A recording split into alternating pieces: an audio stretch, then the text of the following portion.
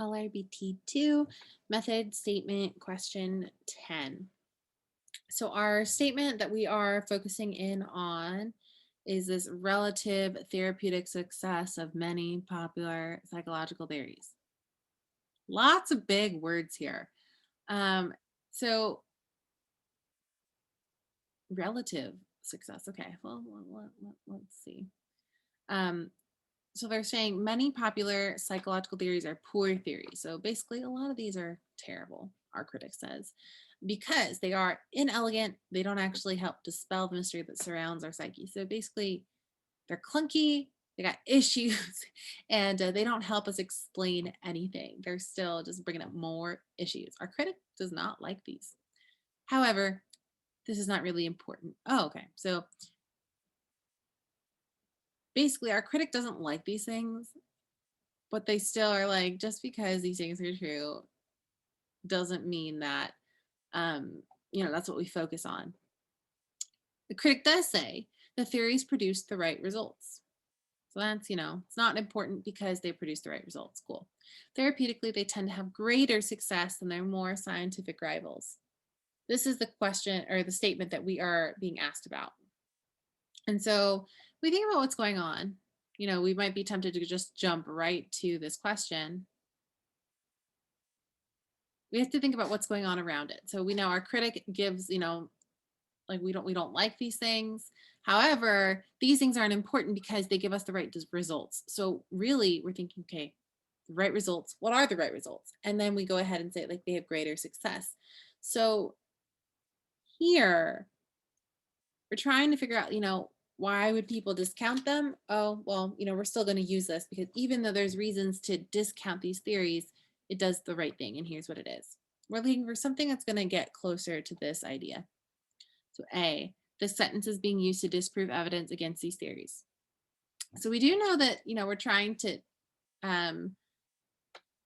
walk back and say, okay, these things are not entirely bad, but we're not disproving evidence against the theories. We're not trying to, say that they're the best thing ever. We're just trying to reframe it.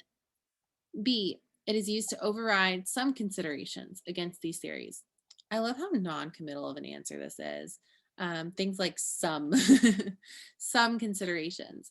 So we ask ourselves, is that what's actually going on? They do say this is not really important. That's the main conclusion of this statement. And not really important. Why? Because the results are right. And here's what they are. They have greater success. So we are trying to override some considerations. This is looking really nice.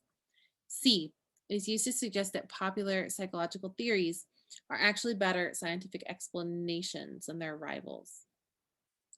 We're not doing that. We're not trying to suggest that some theories are better explanations. We're saying they have greater success.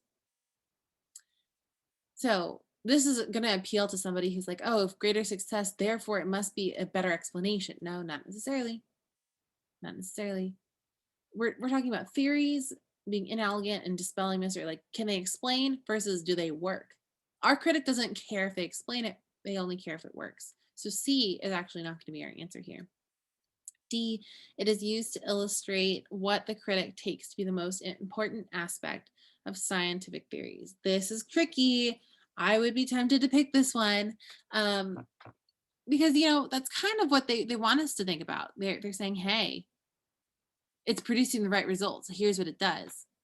What makes D wrong? It's like, oh, well, I don't want that. I want my pen.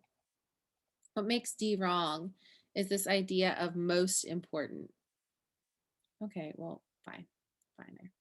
Most important. That's kind of a harmful piece of that question. That's what's going to make this wrong. Because our critic isn't saying that that's the most important.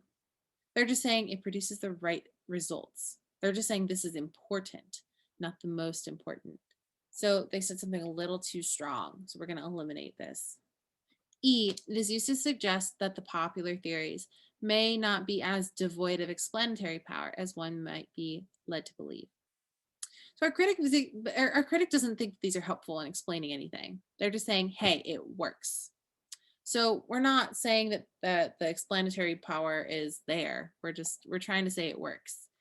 So E is actually contrary to what our critic thinks. that means we're left with B.